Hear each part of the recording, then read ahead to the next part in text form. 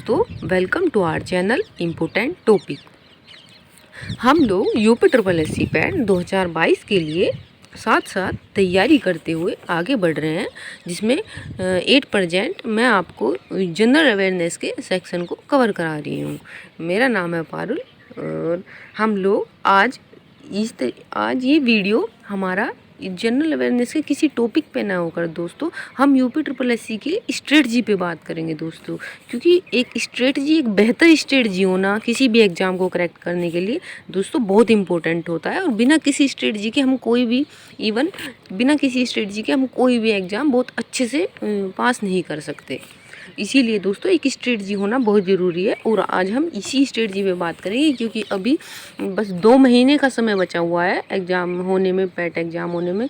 और दोस्तों भले ये जॉब देने वाला एग्ज़ाम ना हो, बट इसकी इम्पोर्टेंस इतनी है कि इसके बिना हम किसी एग्ज़ाम तक में नहीं बैठ सकते। इसीलिए दोस्तों इसकी स्ट्रेटजी आज हम बहुत अच्छे से बनाएंगे और किस तरीके से हम 85 प्लस मार्क्स ला सकते हैं और मैंने किस तरीके से 86 मार्क्स पिछले प्रीवियस ईयर पैट में अचीव किया था, ये भी मैं आपको अपनी स्ट्रेटजी के साथ बताऊंगी, ताकि आप लोगों को कुछ बेनिफिट हो सके। ओबियसली दोस्तों आप जो भी स्ट्रेटजी फॉलो करते होंगे बहुत अच्छी होंगी, मुझे बहुत अच्छे से पता है इस बात के लिए। बट कभी कभी कुछ मेन पॉइंट ऐसे होते हैं कि हमें ऐसा लगता है कि हाँ ये हमें भी इम्प्लीमेंट करने चाहिए। इसीलिए दोस्तों मैं अपनी स्ट्रेटजी आप लोग के साथ शेयर करूँगी। होप सो आपको पसंद आएगी। अगर आपको अच्छा लगे तो प्लीज़ इसको इम्प्लीमेंट करिएगा, रिजल्ट अच्छा ही होगा। तो चलिए सबसे पहले दोस्तों हम ये देख लेते हैं UP triple S C PET क्या है। ये दोस्तों एक ओनली प्रीलिमिनरी एलिजिबिलिटी टेस्ट है।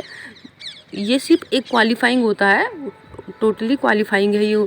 और इसमें कोई जॉब देने वाला एग्ज़ाम नहीं है, जैसे कि आप सभी लोग को पता है। ये बस सिर्फ एक क्वालिफाइंग एग्ज़ाम है। जिस तरीके से हम लोग यूपी में टीईटी देते हैं, इसी तरीके से इसमें 100 क्वेश्चंस होते हैं दोस्तों, और टाइम 2 घंटा होता है। और लेवल जो होता है 10th लेवल होता है। थोड़ा अब चलते हैं दोस्तों सिलेबस पे। सिलेबस दोस्तों सबसे पहले किसी भी एग्ज़ाम के लिए दोस्तों सिलेबस मस्ट सिग्निफिकेंट होता है। अगर जब तक हम सिलेबस को एक पॉइंट को बिल्कुल अच्छे से कवर नहीं करेंगे दोस्तों, तो सिलेबस हमारा अच्छे से कवर नहीं होता है और एग्ज़ाम में हम लोग अच्छे मार्क्स नहीं ला सकते। इसीलिए दोस्तों हमेशा अपने सिलेबस को हार्ड कॉपी में रखिए और जो भी आपका स्टडी टेबल हो, जहाँ भी आप लोग बैठ के पढ़ाई करते हैं, उस पर ज़रूर पेस्ट करके रखिए और एक टॉपिक को हाईलाइट करिएगा दोस्तों, जिससे आपकी नज़रें डेली एक बार तो उसके ऊपर से घूम जाए और आपको एक पॉइंट दोबारा से उसका रिवाइज हो जाए। क्योंकि दोस्तों सिलेबस का एक पॉइंट रिवाइज करना बहुत ज़रूरी होता है। और आज की डेट में दोस्तों यूपी ट्रिपल एस सी क्या हो गया है, सिलेबस से एक शब्द भी बाहर नहीं पूछता है। जो भी उसने सिलेबस में मेंशन किया है ना, हर एक से क्वेश्चन पूछेगा और ज़रूर हर पॉइंट को कवर करेगा, और बाहर का कोई भी आउट ऑफ सिलेबस कुछ भी नहीं देता है। सबसे अच्छी बात यूपी ट्रिपल एस सी की आज की डेट में ये हो रही है, क्योंकि अभी मैं कई एग्ज़ाम दे चुकी हूँ। मैं अपने बैकग्राउंड में थोड़ा बताऊँगी, अपने बारे में भी थोड़ा डिपिक्ट करूँगी लेकिन वो बाद में, जिसको आप चाहे स्किप कर सकते हैं। और दोस्तों ये वीडियो बहुत इंपॉर्टेंट है, आप ये मत सोचिएगा टाइम वेस्ट हो गया, क्योंकि कभी कभी एक बेहतर रणनीति बहुत ज़रूरी होती है और कभी कभी हम दूसरों से कुछ सीख लेते हैं। तो ऐसा हो सकता है कुछ पॉइंट आपको भी अच्छे लग जाएँ इसमें, इसलिए आप 2x पे करके देखिएगा, आपको सही लगेगा। और जो मैं अपने बारे में बताऊंगी वो सब आप स्किप कर दीजिएगा, बट आप थोड़ा ज़रूर देखिएगा इसको। अब चलते हैं दोस्तों, ये हमने देख लिया है कि क्या क्या है। अब इसके सबसे पहले सिलेबस पे आते हैं। और दोस्तों एक और क्वेश्चन जनरल सा आता है कि हम लोग अब कितने घंटे पढ़ें। तो दोस्तों अपने आप को कभी भी आवर्स में बाउंड मत कीजिएगा कि हमें इतना ही घंटा पढ़ना है, नहीं। मतलब थोड़ा इस तरीके से तो बनाइए कि 6-7 घंटा। अभी 8% देखो रिक्वायर है मिनिमम 6 से 7 घंटा आपको निकालने की, क्योंकि कंपटीशन देख ही रहे हैं आप लोग कितना बढ़ चुका है। मिनिमम 6 से 7 घंटा आप लोग निकालिए, बट इस तरीके से बाउंड मत कीजिए कि जैसे आप थोड़ा सेगमेंट में अगर आप खुद पढ़ना चाहते हैं, जैसे भाई 3-3 घंटे का स्लॉट बना के पढ़ना चाहते हैं, तो वो बेटर है। बट अगर आप एक बार कंटिन्यू पढ़ सकते हैं 6 से 7 घंटा, 8 घंटा, तो वो भी बहुत अच्छा है। इस तरीके से आपकी जैसी इफ़िशियंसी हो, क्योंकि सभी लोग की अपनी बॉडी की अलग अलग इफ़िशियंसी होती है, और उसे इस तरीके से बाउंड भी नहीं करना चाहिए, इससे हम बेटर आउटपुट नहीं ले सकते। चलिए दोस्तों अब ये हो गई बात। अब हम आते हैं अपने सिलेबस पे। इसका सिलेबस दोस्तों मैं आपसे बता चुकी हूँ 100 नंबर का होगा। और सबसे पहले दोस्तों एक और जो मैं अपनी रणनीति में फॉलो करती हूँ दोस्तों, सिलेबस को सबसे पहले कवर करना वहाँ से करिए, वहाँ से स्टार्ट कीजिए जहाँ से उसका वेटेज क्वेश्चंस में सबसे ज़्यादा हो, वेटेज एग्जाम में सबसे ज़्यादा हो। मतलब मैं क्या कहना चाह रही हूँ कि जैसे अभी ये हिस्ट्री हो गया, ऊपर ये जो भारतीय इतिहास लिखा हुआ है 5 नंबर का है, भारतीय राष्ट्रीय आंदोलन 5 नंबर का। और नीचे चलिए थोड़ा, इसमें नीचे चल के देखते हैं। ये देखिए ये ग्राफ हो गया, ग्राफ DI लाइक DI होता है, तो ये 10 नंबर का है। और ये तालिका टेबल वाला ग्राफ, ये दोनों एक ही है दोस्तों। आप एक की प्रैक्टिस करेंगे तो दूसरी की प्रैक्टिस खुद से हो जाएगी। और ये भी 10 नंबर का है, तो इनका वेटेज 20 नंबर का हो गया। और जो भारतीय इतिहास को ओनली ऊपर भारतीय इतिहास, स्वतंत्रता आंदोलन नहीं, उसका वेटेज हो गया 5 नंबर का। तो सबसे पहले आप अपनी तैयारी जब भी करना शुरू करें तो हमेशा उससे करना स्टार्ट कीजिए जिसका वेटेज एग्जाम में सबसे ज़्यादा हो। क्योंकि ये मैं क्यों कह रही हूँ दोस्तों, क्योंकि कभी कभी ऐसा होता है कि हम लोग अपनी तैयारी शुरू कर देते हैं और एग्ज़ाम टाइम थोड़ा टाइम ऑफ डिफिशियंसी हो जाता है, कभी कभार हो जाता है ऐसा। और क्या होता है कि हमारा 1-2 पॉइंट ना स्किप हो जाता है जिसे हम कवर नहीं कर पाते। उससे अगर देखिए, अगर आपने सपोज दैट आपने अपनी प्रैक्टिस तैयार शुरू कर दी है और आप एग्ज़ाम टाइम तक पहुंच गए हैं, तो आपका टाइम थोड़ा कम रह गया, 1-2 टॉपिक कवर नहीं कर पाए, तो उस टॉपिक में अगर आपने सिर्फ हिस्ट्री को छोड़ा है जिसका वेटेज सबसे कम है 5-5 नंबर, हिस्ट्री हो गया है, एक इकोनॉमी हो गया, जियोग्राफी हो गया, उन सभी का 5-5 पॉइंट ही वेटेज है, और वो आपने 5 नंबर स्किप कर दिया, तो आपको कोई ज़्यादा दिक्कत नहीं आएगी। क्योंकि 5 नंबर में आपको लगेगा चलो 1% रिस्क ले सकते हैं हम लोग। बट अगर आपने उसी टाइम पे इन सबको तो प्रिपेयर कर रखा है और आपका टाइम कम हो गया और आप DI और इनकी प्रैक्टिस नहीं कर पाए, तो सपोज दैट आपका 20 नंबर डिक्रीज हो जाएगा सीधे सीधे। आप कितना 20 नंबर डिक्रीज हो है तो आप कितना नीचे आ जाएंगे, है कि नहीं। इसीलिए अपनी तैयारी को हमेशा, ये इसी की बात नहीं है दोस्तों, ये मैंने फॉलो की है। और अगर अपनी तैयारी को हमेशा वहाँ से स्टार्ट कीजिए जहाँ से पेपर में सिलेबस में जिसका वेटेज सबसे ज़्यादा हो। और इसीलिए हम सबसे पहले ग्राफ पे ही बात करेंगे। और मैं आपको इस वीडियो में क्या बुक्स होनी चाहिए ये भी सब बताऊंगी। और जो मैं अपनी बुक फॉलो की है, अपनी स्ट्रेटजी, ये भी सब मैं आपको अच्छे से बताऊंगी। इसीलिए हम सबसे पहले अपनी तैयारी दोस्तों DI से करके चलिएगा, इनकी प्रैक्टिस। क्योंकि आप 2 घंटा भी देंगे तो DI 2 घंटा डेली प्रैक्टिस करेंगे मैथ्स के लिए, DI प्लस 5 नंबर का जो वैसे अर्थमेटिक है वो भी सब आपका कवर हो जाएगा। तो 25 नंबर सीधा आपको एकदम से मिल जाएगा। और चलिए दोस्तों, ग्राफ की व्याख्या और विश्लेषण 10 नंबर, और तालिका की व्याख्या और विश्लेषण ये भी 10 नंबर, तो ये 20 नंबर हो गया दोस्तों। इसके लिए दोस्तों मैंने जो फॉलो किया है, किरण पब्लिकेशन की बुक आती है previous year CGL practice set right होता है, या कोई भी एक बैंकिंग की आप बुक्स देख लीजिए। बैंकिंग में DI का पोर्शन काफ़ी होता है, उससे आप सिर्फ आप प्रैक्टिस सेशन कीजिए, प्रैक्टिस सेट लगाइए, उसी से आपका ये बिल्कुल कवर हो जाएगा। क्योंकि इसमें कोई कुछ भी इतना भारी भरकम नहीं होता है और बहुत ईजी होता है दोस्तों, थोड़ा प्रैक्टिस की ज़रूरत होती है बस। इसके बाद चलते हैं ये सबसे सेकंड पे चल लेते हैं, हिंदी अपठित गद्यांश। ये विवेचन एंड विश्लेषण, ये 2 गद्यांश आएंगे दोस्तों, 5-5 नंबर ईच, और ये भी 10 मार्क्स का होगा। और इसके लिए बुक्स जो मैं फॉलो करती हूँ, इसके लिए यूथ पब्लिकेशन की बुक आती है दोस्तों। यूथ पब्लिकेशन की बुक एक ऑब्जेक्टिव टाइप आती है, उसमें MCQ होते हैं बहुत सारे। और दूसरी उसकी खास बात क्या है दोस्तों, उसके नीचे एक्सप्लेनेशन दी हुई होती है। एक घटना चक्र भी आती है दोस्तों, वो भी बहुत अच्छी बुक है। इवन मेरे पास दोनों बुक है। अगर आप चाहेंगे किसी एक पोर्शन की, आपको किसी PDF की ज़रूरत होगी तो आप मुझे बता देना, मैं आपको उसकी PDF बना के भेज दूँगा किसी एक इम्पोर्टेंट सेगमेंट की।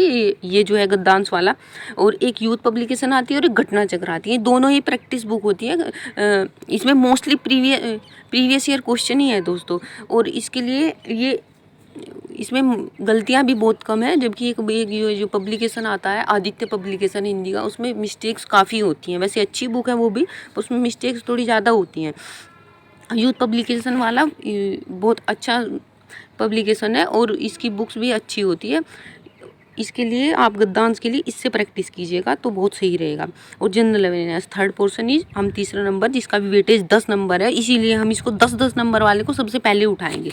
जो मैंने अपनी खुद की स्ट्रेटजी में फॉलो कर रखा है, इसको मैंने सिलेबस में सबसे ऊपर लिखा हुआ है 10-10 नंबर वाले वेटेज को। और सामान्य जागरूकता जनरल अवेयरनेस, ये दोस्तों ऑनलाइन CBT बेस्ड जो कंप्यूटर बेस्ड टेस्ट होते हैं उनमें ये सबसे उनमें उनका मेन पोर्शन होता है। उसमें काफ़ी स्टैटिक जीके जिसको बोलते हैं, स्टैटिक जीके टाइप ही होता है। और उनके उनमें ज़्यादा बैंकिंग हो गया, जैसे ये रेलवे वाले एग्ज़ाम होते हैं और उनमें ये पूछा जाता है, जनरल अवेयरनेस वाला उनका मेन एग्जाम होता है, उसमें पूछा जाता है। और ये भी 10 नंबर का आएगा। इसके लिए दोस्तों आप किसी यूट्यूब को फॉलो कर कीजिएगा। आप चाहें तो हमारा यूट्यूब चैनल देख सकते, पर ये कोई कंपलसरी नहीं है। अगर आपको जहाँ से भी बेटर लगे आप वहाँ से देखें, जहाँ से आप आउटपुट अच्छा ले सकते हैं। चलिए दोस्तों अब चलते हैं अपनी समसामयिकी पे। ये होती है करंट अफेयर। दोस्तों करंट अफेयर का दोस्तों यूपी ट्रिपल एस सी बहुत बहुत अच्छा लेवल, जिसको एक बहुत अच्छा लेवल कहते हैं, वो बहुत अच्छा लेवल का करंट अफेयर पूछता है। और इसके लिए दोस्तों एक उत्कर्ष बुक आती है। उत्कर्ष वाले जो गौरव सर हैं उनकी बुक आती है। तो हाफ ईयरली भी आती है और पर मंथ वाइज भी आती है। आप जो भी चाहें आप उसको लीजिए। और एक दूसरी बुक आती है घटनासार, आप उनको बहुत अच्छे से पढ़िएगा, क्योंकि आज की डेट में सबसे ज़्यादा टफ जो क्वेश्चन बनाता है यूपी ट्रिपल एस सी, कि बच्चा आउट ना कर सके, 100 आउट ऑफ 100 ना कर सके, उसके लिए सिर्फ और सिर्फ वो जो करंट अफेयर को ही टफ बनाता है। और बहुत ही एक लेवल का करंट अफेयर पूछा जाता है। और दोस्तों इसके लिए एक और ख़ास बात मैं आपको बताऊं, जैसे कि होता है हमारा, हम सोचते हैं कि एग्ज़ाम से 15 दिन पहले छोड़ देना चाहिए। एग्ज़ाम से 15-20 दिन इवन 20 दिन पहले तक भी question UP triple S C पूछता है। और प्रीवियस मंथ जो होता है उससे तो इतना क्वेश्चन पूछा है, तो सबसे ज़्यादा क्वेश्चन ही वहाँ से पूछा जाता है। तो आप ये लोग ध्यान रखिएगा कि जब भी आपका एग्ज़ाम हो उससे 15 बस मैक्स टू मैक्स 15 ही दिन छोड़ना। और उसके जो पीछे वाले मंथ है बैक टू बैक, उनको 2 महीने को तो बिल्कुल मतलब एक अच्छे से चबा के रख देना दोस्तों। करंट अफेयर बहुत टफ आएगा, नहीं तो करंट अफेयर कवर करने में आजकल बड़ी दिक्कत हो रही है यूपी ट्रिपल एस सी की। मैं अभी फॉरेस्ट गार्ड वाला एग्ज़ाम हुआ था वो मैंने देखा, और लेखपाल का एग्ज़ाम मैंने खुद दिया। उसके पहले UDLD वाला एग्ज़ाम मैंने दिया और उसमें बहुत अच्छा करंट अफेयर पूछा गया था। मैं यहाँ इवन और सब टॉपिक जो होते हैं बिल्कुल एकदम सिंपल टॉपिक थे। और दोस्तों क्या होता है दोस्तों, हमेशा से 60 to 80% क्वेश्चन ना किसी भी पेपर में ईजी बनते हैं। और आजकल यूपी ट्रिपल एस सी में पेपर इजी बना रहे हैं। 2018 के बाद जब वीडियो और वो मंडी परिषद वाला एग्ज़ाम हुआ था, उसके बाद से वो जो उनका जो पेपर बनाने का वो था TCS से हटा के किसी और दूसरे लोग को दिया गया था। इस वजह से तब से एग्ज़ाम थोड़ा इजी बनते हैं। बट जो करंट अफेयर का कुछ सेक्शन तो देखो उन लोगों को थोड़ा कुछ तो बनाना पड़ेगा टफ, नहीं तो बच्चे आउट ले जाएंगे। इस वजह से वो थोड़ा इस पर ही सबसे ज़्यादा अपना स्ट्रेटजी इम्प्लीमेंट करते हैं टफ बनाने वाली। अब चलते हैं दोस्तों, और अब चलते हैं रीजनिंग में चलते हैं दोस्तों। रीजनिंग के बहुत से कम टॉपिक है ये। और दोस्तों जैसे कि आप जैसे रीजनिंग हो गया, रीजनिंग में जैसे ये आपने दिया होगा वृहत और लघु, हाँ, क्रम एंड रैंकिंग एंड ऑर्डर वाली बात है। और संबंध रिलेशंस, समूह में भिन्न को अलग होना, कोडिंग डिकोडिंग टाइप वो होता है जो दोस्तों। और कैलेंडर एंड वॉच, और वो इफेक्ट एंड एक्शन, वो इस तरीके के आते हैं जो इसमें स्टेटमेंट टाइप होता है।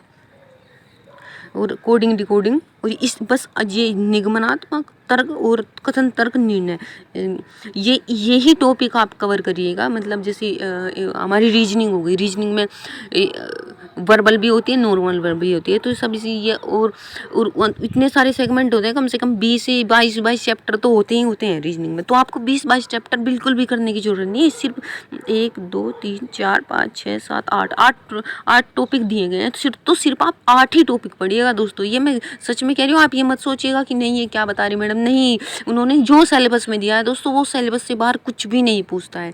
ये आप सिर्फ और सिर्फ 8 टॉपिक करिएगा, इससे बाहर आपका कुछ भी नहीं आएगा। और ये सिर्फ 8 टॉपिक, आप ये कि अरिहंत की बुक आती है या फिर कोई भी प्रैक्टिस सेट पर थोड़ा सा आप ये यूपी ट्रिपल एस सी के जो भी PYQ क्वेश्चन है प्रैक्टिस सेट है वो ज़रूर लेके रखिएगा। एक बुक किसी भी एप्लीकेशन की ले लीजिएगा, प्रीवियस ईयर तो वो सभी अच्छी हैं। और एक तो उनसे प्रैक्टिस करिएगा, और एक अरिहंत वालों की बुक आती है। ये तो टॉपिक आप किसी से भी उठा के, MTS वगैरह की बुक आती है, इनसे उठा के बस इन्हीं टॉपिक की प्रैक्टिस करिएगा, ईजी है, ये हो जाएगा। और चलते हैं, आप तो जनरल इंग्लिश आती है दोस्तों। अब चलते हैं इंग्लिश पे। इंग्लिश में दोस्तों एक तो अंग्रेजी इंग्लिश ग्रामर होगा और एक गद्यांश आएगा, पैराग्राफ आएगा। पैराग्राफ में दोस्तों 3 क्वेश्चन तो आपके पैराग्राफ से हो जाएंगे, उसमें तो आपको कुछ करने की जरूरत है ही नहीं, उसी में से आंसर निकालने होते हैं। तो 3 क्वेश्चन तो आपके सीधे सीधे ही हो जाएंगे। अब बची 2 क्वेश्चन की ग्रामर बच गई। 2 क्वेश्चन ग्रामर के लिए थोड़ा MTS में जो प्रीवियस ईयर क्वेश्चन पूछे गए हैं आप वहाँ से उठा लीजिए, क्योंकि यूपीटर प्रेस से कॉपी पेस्ट के लिए बहुत जाना जाता है, तो ये कहीं ना कहीं से इस तरीके के क्वेश्चन कॉपी पेस्ट ही करता है। आपको ये MTS का लेवल ईजी होता है, जिस तरीके से इसका 10th बेस है इस तरीके से, और किसी भी आप यूट्यूब चैनल से देख लीजिएगा। अब चलते हैं नेक्स्ट पे, अपनी हिंदी पे। हिंदी दोस्तों 10 नंबर का तो पैराग्राफ था नीचे जो हम देख चुके हैं, और 5 नंबर की अभी ये जनरल हिंदी है, जिसमें थोड़ा संधि, विलोम, पर्यायवाची, वाक्यांशों के लिए एक शब्द, लिंग, समश्रुत भिन्नार्थक शब्द, मुहावरे, लोकोक्तियाँ, सामान्य शुद्धियाँ, लेखक और रचनाएं, इनसे क्वेश्चन पूछा जाएगा दोस्तों। और सिर्फ यही पॉइंट कवर करिएगा, इससे बाहर कुछ भी कवर मत करिएगा। कभी आप सपोज दैट आप बैठ गए वर्णमाला लेके, जब वर्णमाला है ही नहीं तो हम उसे क्यों पढ़ें, इसमें आएगा ही नहीं। जब उन्होंने सिलेबस में ही मेंशन नहीं किया तो वो क्यों पूछेगा, और ना ही वो पूछ रहा है, क्योंकि अभी 4-5 एग्जाम हो चुके हैं तो देख चुके हैं हम लोग, वो एक भी पॉइंट सिलेबस से आउट ऑफ सिलेबस नहीं दे रहा है। इसीलिए आप यही टॉपिक पढ़िएगा, और थोड़ा सामान्य शुद्धियाँ, और ये जो RO का जो सिलेबस होता है जिसमें भी 5-6 टॉपिक पूछे जाते हैं, विलोम, पर्यायवाची हो गया, और ये तत्सम तद्भव हो गया, इस तरीके के ये भी इसी तरीके से पूछता है दोस्तों। तो आप ये जो भी UPPSC ने ये अभी रिसेंट में जो भी पेपर कराए हैं, RO हो गया था पिछले साल वाले, RO के तो आप सभी सारे के सारे ही देख लेना, और ये मेंस में जो हिंदी आती है आप उनके प्रैक्टिस सेट लगाइएगा दोस्तों, आप जो इससे कवर हो जाएगा। वैसे 5 नंबर का है, आप किसी यूट्यूब से भी देखेंगे उससे भी कवर हो जाएगा, कोई ज़्यादा वेटेज इसका नहीं है। अब चलते हैं दोस्तों एलिमेंट्री अर्थमेटिक के लिए दोस्तों, ये दोस्तों सिर्फ ये 5-6 ही बिंदु हैं, इसमें भी कोई ज़्यादा टॉपिक नहीं है। अर्थमेटिक के लिए एक ये क्या है, इसमें एक पूर्ण संख्या, भिन्न तथा दशमलव, ये नंबर सिस्टम हो गया, एंड प्रतिशतता, परसेंटेज हो गया, साधारण अंकगणितीय समीकरण, इक्वेशंस हो गया, जैसे सिंपल दोस्तों आप ये क्वाड्रिक इक्वेशन टाइप जो आता है, एक सिमल्टेनियस इक्वेशन हो गई, इन सबको करिएगा कवर, ही इनसे पूछ लेता है क्वेश्चन, हमेशा एक क्वेश्चन तो बन ही जाता है। वर्ग एंड वर्गमूल हो गया, देखिए वर्ग एंड वर्गमूल तो सिर्फ और सिर्फ रटने वाली चीज़ हो गई, घातांक और घात हो गया, और औसत हो गया, बस आप इन्हीं टॉपिक को कवर कीजिएगा, इससे बाहर आप कुछ भी अर्थमेटिक का कोई भी क्वेश्चन, कोई भी टॉपिक मत छेड़िएगा, इन्हीं को अच्छे से इनकी प्रैक्टिस कर लीजिएगा। और मैथ्स में दोस्तों सबसे ज़्यादा मेजर सिग्निफिकेंट जो जिसका होता है वो सिर्फ एक हमारी प्रैक्टिस का ही होता है, जितनी ज़्यादा प्रैक्टिस करेंगे इतनी ज़्यादा एक्यूरेसी आती है। और इसके लिए आप मुझे जो सबसे अच्छे टीचर लगते हैं यूट्यूब पे, पवन राव सर हैं, राजस्थान जयपुर में जो अपनी कोचिंग सेंटर चलाते हैं, मदर एजुकेशन हब, और वो ऑनलाइन उन्होंने कुछ टॉपिक कराए हुए हैं दोस्तों, वो भी उन्होंने देखो दोस्तों, एक तो CGL के लिए वो मेन टीचर जो है वो CGL के मेन टीचर है, बट उन्होंने कुछ टॉपिक ना रेलवे वाले बच्चों के लिए कराए हुए हैं, जो जिनका रेलवे NTPC था या फिर ग्रुप D था, उनके लिए उन्होंने अलग से अपनी एक प्लेलिस्ट बनाई हुई है, उनमें उन्होंने बहुत ईजी लेवल उठाया हुआ है जो हमारी UPPSC में आता है। तो आप ये टॉपिक अगर चाहें तो उनसे कवर कीजिएगा, बहुत अच्छे टीचर हैं वो। और RS अग्रवाल की एक बुक ले लीजिएगा, उससे प्रैक्टिस हो जाएगी। अब चलते हैं दोस्तों साइंस पे। साइंस दोस्तों बहुत ही कॉमन है, प्रारंभिक फिजिक्स, थोड़ा सा केमिस्ट्री, 5 नंबर का आएगा दोस्तों, फिजिक्स मैथ केमिस्ट्री, और इसमें से 3 नंबर बायोलॉजी के आएंगे सीधे सीधे। एक बायोलॉजी से भी दोस्तों एक विटामिन से क्वेश्चन आ जाएगा, एक वो जो डिजीज से क्वेश्चन आ जाएगा, और एक थोड़ा बहुत जो हमारे ऑर्गन्स हैं इनसे रिलेटेड क्वेश्चन आएगा। हमेशा एक विटामिन से क्वेश्चन जरूर पूछेगा और एक डिजीज से क्वेश्चन जरूर पूछेगा, इनको जरूर कवर करिएगा, सबसे ज़्यादा इन्हीं से ही पूछा जाता है बायो में। और ये भौतिकी हो गया, भौतिक फिजिक्स में दोस्तों एक लाइट से पूछ लेगा, एक साउंड, लाइट साउंड, यही एक इम्पोर्टेंट से होते हैं 2-3 टॉपिक। एक मॉडर्न फिजिक्स हो गया, उसमें से 1-2 क्वेश्चन आ जाता है, एक ही क्वेश्चन आएगा, क्योंकि 3 बायो से आएंगे, एक फिजिक्स से आएगा, एक केमिस्ट्री से आएगा, एक ही क्वेश्चन आएगा। थोड़ा सा किसी से भी 2-4 इंपॉर्टेंट टॉपिक देख लीजिएगा। और केमिस्ट्री में दोस्तों 1-2 chemical formula, sodium bicarbonate, sodium carbonate, calcium carbonate, calcium oxide, इस तरीके का 1 फार्मूला पूछ लेगा ये केमिस्ट्री में, या फिर हल्का सा किसी केमिकल के बारे में पूछ लेगा, ये पूछेगा हल्का सा, किसी भी टॉपिक से कर लेना। ये कोई आप फिजिक्स और केमिस्ट्री तो इतना वेटेज नहीं रखा, एक एक नंबर का है, तो आप हल्के से किसी क्वेश्चंस लगाएंगे या फिर यूपी ट्रिपल एस सी के प्रीवियस ईयर क्वेश्चन भी आप पढ़ेंगे ना दोस्तों, एक क्वेश्चन तो आपका वहीं से कवर हो जाएगा। इसलिए इसके लिए आपको ज़्यादा हार्ड वर्क करने की ज़रूरत नहीं है। अब चलते हैं अपना नेक्स्ट, भारतीय संविधान एवं लोक प्रशासन। ये इंडियन पॉलिटी हो गया दोस्तों, इसका वेटेज भी 5 नंबर का है। इसके लिए भारतीय संविधान में उन्होंने क्या क्या बोला है, एक तो characteristics of Indian constitution and DPSP, directive principle of state policy and fundamental rights and duties, संसदीय पार्लियामेंट सिस्टम और संघीय प्रणाली एवं केंद्र शासित प्रदेश UT एंड ये हमारे केंद्र राज्य संबंध। ये UT और केंद्र राज्य तो दोस्तों मैंने आपको कराया भी है शायद स्टैटिक वाले पोर्शन में।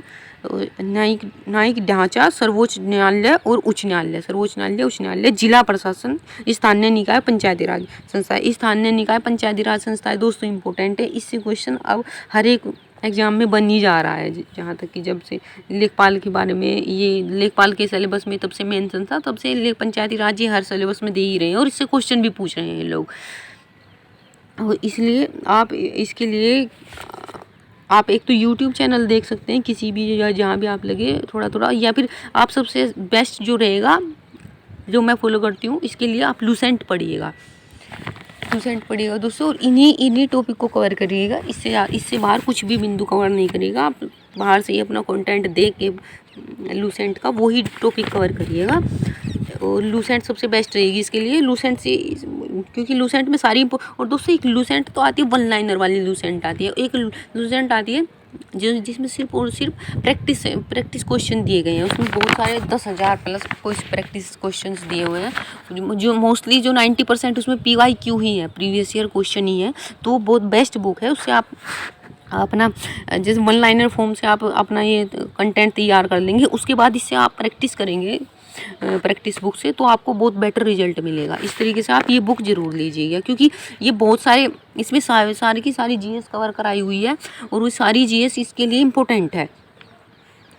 अब चलते हैं दोस्तों अपना अर्थव्यवस्था, इकोनॉमी को भी दोस्तों लूसेंट से ही कवर करिएगा, लूसेंट से बाहर इसमें कुछ भी नहीं। और इकोनॉमी में सबसे ज़्यादा दोस्तों ये हो गया हरित क्रांति हमारी हो गया, एक हमारी ये दुग्ध क्रांति हो गया, और एक पंचवर्षीय योजनाएं हो गया, इनको कर लीजिएगा दोस्तों। ये मत सोचिएगा अब तो पंचवर्षीय योजना सब बंद कर दी गई है तो क्वेश्चन नहीं बनेगा, इससे क्वेश्चन जरूर आएगा। और इसको आप अच्छे से कवर करिएगा, मतलब बहुत अच्छे से कवर करिएगा।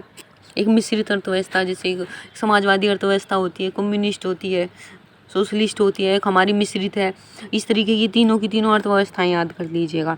और एक 1991 में जो सुधार आए थे, जो हमारे सिंह-राव सुधार जाने जाते हैं, जो हमारे मनमोहन सिंह लाए थे, उनको याद कर लीजिएगा बहुत अच्छे से।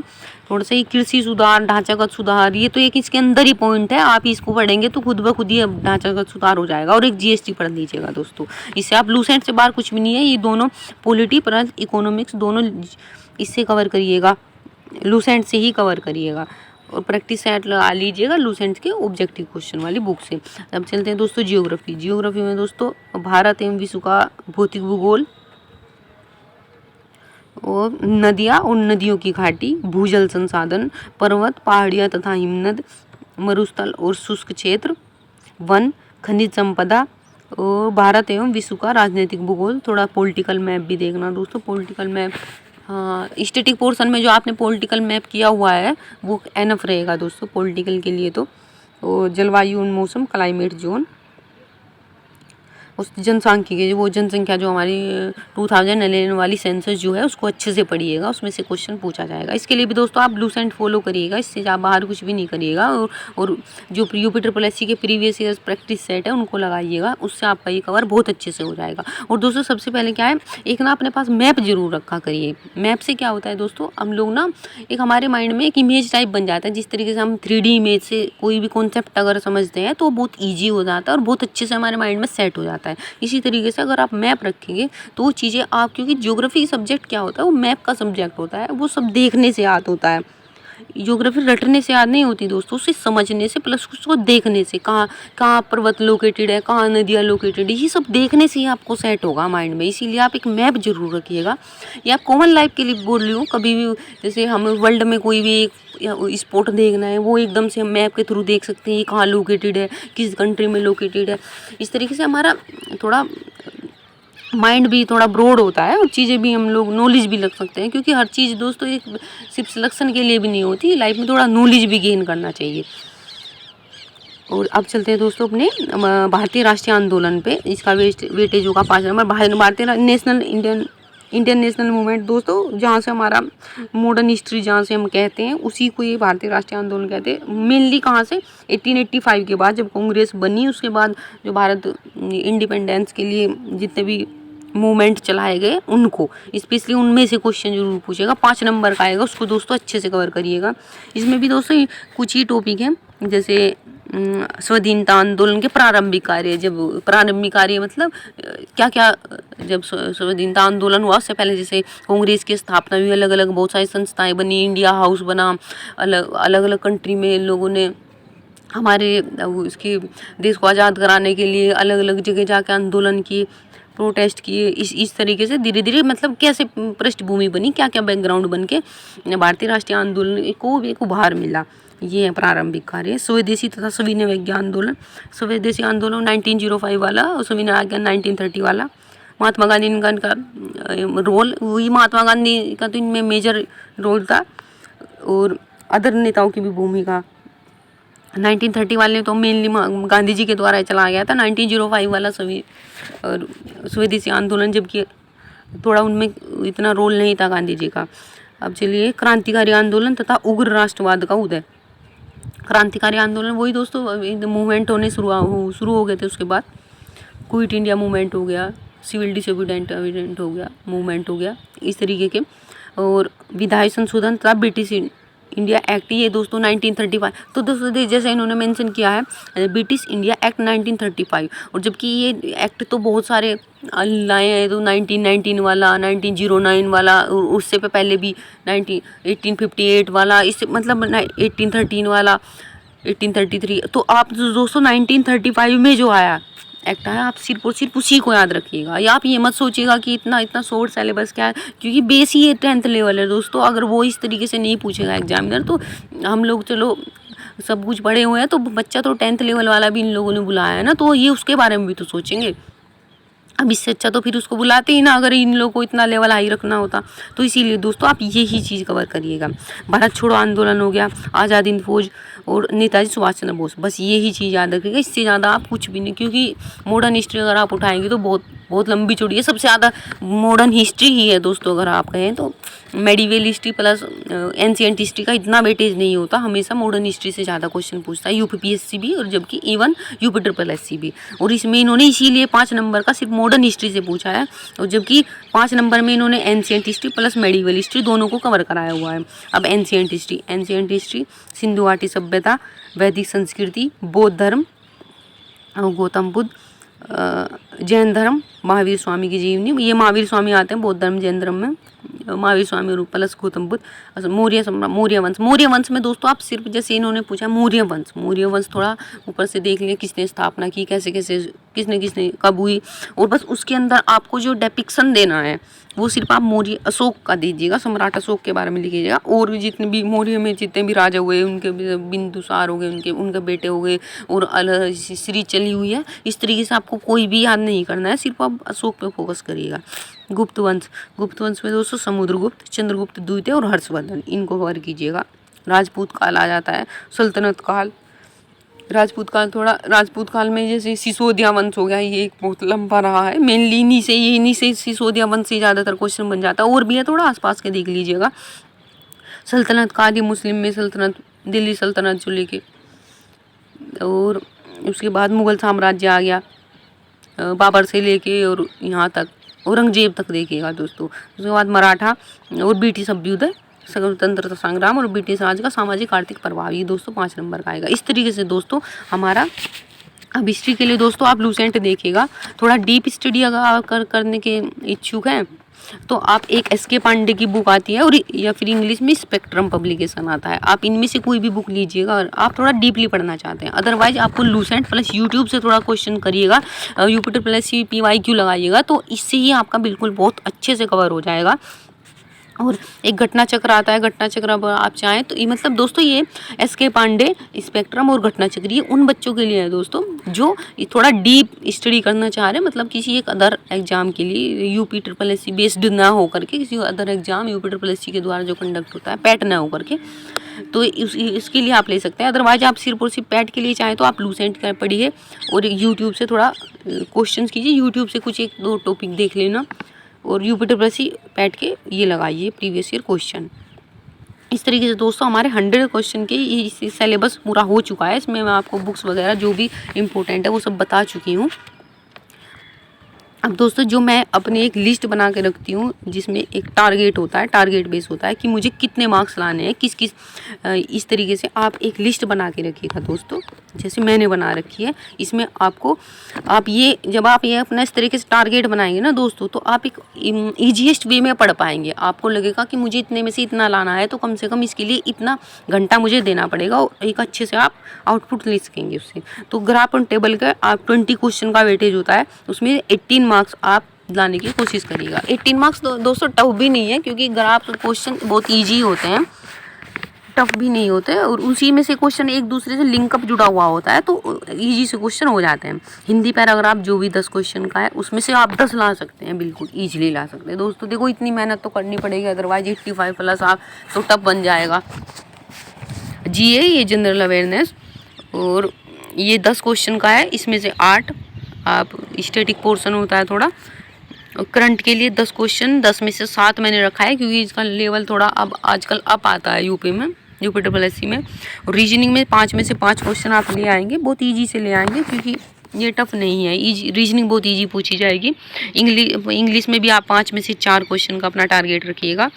हिंदी में 5 में से आउट ऑफ 5, वो ये हिंदी में ये जो वैसा हिंदी जो जनरल हिंदी के बारे में, गद्यांश के बारे में नहीं। मैथ्स जो अर्थमेटिक मैथ था उसके लिए 5 में से 5 लाइएगा, बहुत इजी आएगा, टफ नहीं आएगा, यकीन मानिए।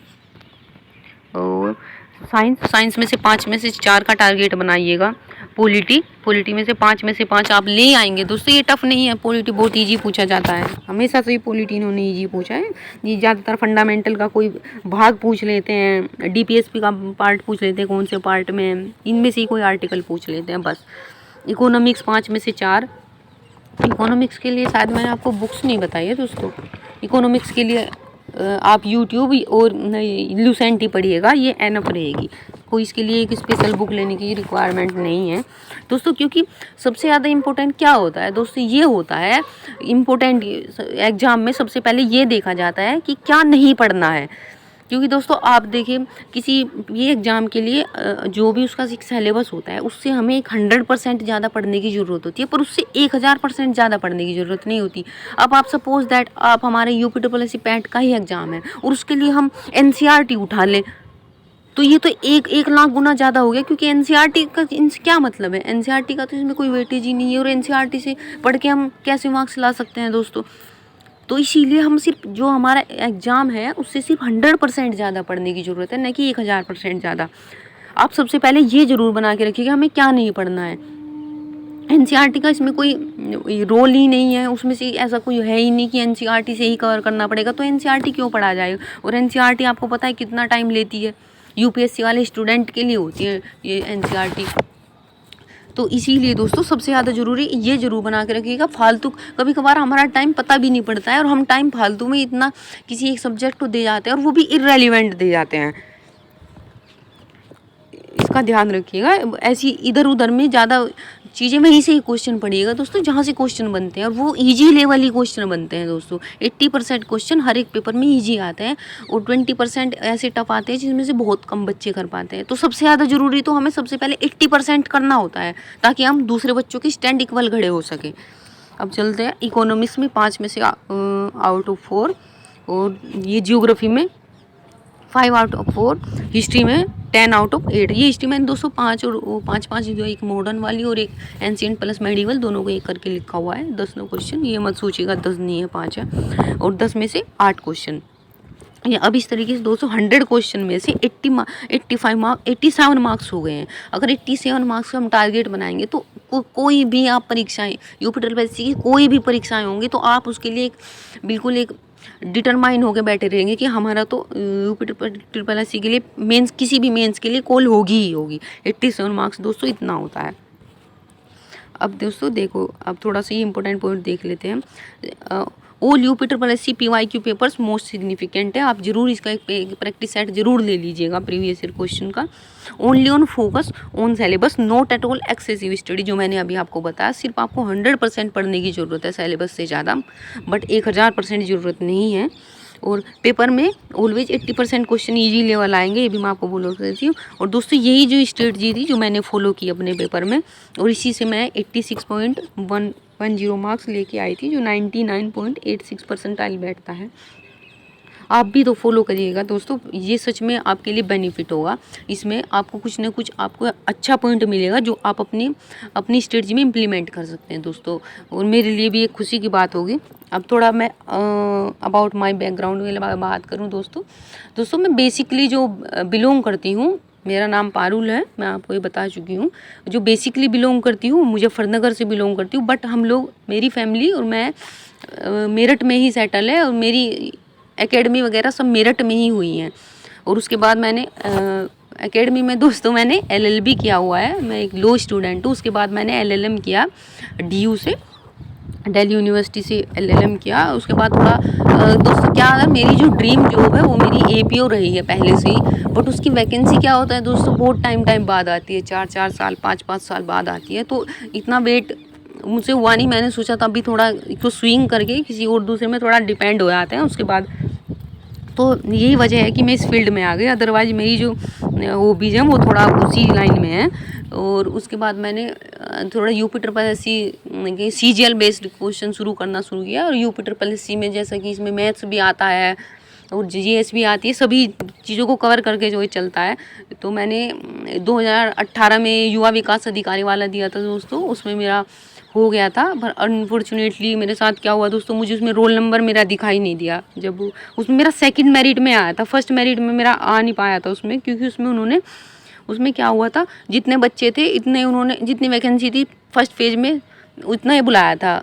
जो मेंस था, मेंस में उन लोगों ने रनिंग थी थोड़ा लड़कियों के लिए 200 मीटर की, और लॉन्ग जंप थी, रस्सी कूद इस तरीके का था। तो उन्होंने इतने बच्चे बुलाए, तो उसमें मेरा आया नहीं। सेकंड मेरिट में मेरा आया, उसमें मैंने इतना फोकस नहीं किया, मैंने सोचा मेरा आया नहीं होगा, तो इस वजह से मेरा छूट गया। और एक ईयर 2019 वाला जूनियर असिस्टेंट भी मैंने दिया है, जिसका भी DV वगैरह हुआ था 4-5 महीने पहले। और फिर मेरा 2019 में लोअर PCS की वैकेंसी आई थी, उसमें मैंने मेंस दिया है दोस्तों। DV हो गया है उसमें, अब फाइनल रिजल्ट आएगा उसका भी, पता नहीं, होप सो कुछ हो जाए तो बहुत अच्छी बात है। और फिर उसके बाद मैंने पैट में दिया, पैट में मेरा 86 मार्क आया था। तो फिर मुझे अभी UDLDA देने का भी मौका मिला था, अभी जो कुछ टाइम पहले UDLDA हुई थी। और अभी फिर लेखपाल, अभी मैंने लेखपाल दिया है। तो दोस्तों इसके अंदर मेरा NTPC में भी हुआ था, CBT 2 मैंने दिया था। उसके बाद ये मेरा बैकग्राउंड रहा है दोस्तों, और इसीलिए मैं चाहती हूँ आप भी एक अच्छा से तैयार कर सके। ये आपके लिए लास्ट में आपके लिए एक कोटेशन है, इसको याद रखिएगा। जीत और हार चलती रहती है, बट तैयारी करना कभी मत छोड़िएगा। कभी कभी हार इतनी ज़बरदस्त मिल जाती है दोस्तों कि उठने का मन तक नहीं करता है और जीतने का मन तक नहीं करता है। तो प्लीज़ आप हार मत मानिएगा, क्योंकि आपको जीत एक दिन निश्चित मिलेगी। और इसी के साथ हम आपका आज ये सेशन एंड करेंगे। आप प्लीज़ इसको ज़रूर देखिएगा, शायद आपको इससे कुछ बेनिफिट मिले। और अब मैं आपको एक बार अपना स्कोर कार्ड दिखा देती हूँ दोस्तों। देखिए दोस्तों, ये मेरा स्कोर कार्ड है। एक सेकेंड देखिए दोस्तों, ये 86 मेरा स्कोर था, और आफ्टर नॉर्मलाइजेशन मेरा 86.10 हो गया था, दैट इज़ 99.84 परसेंटाइल। ये मेरा रोल नंबर है, आप चाहे तो चेक करिएगा। इसी के साथ दोस्तों हम इस वीडियो को एंड देते हैं। नमस्कार दोस्तों।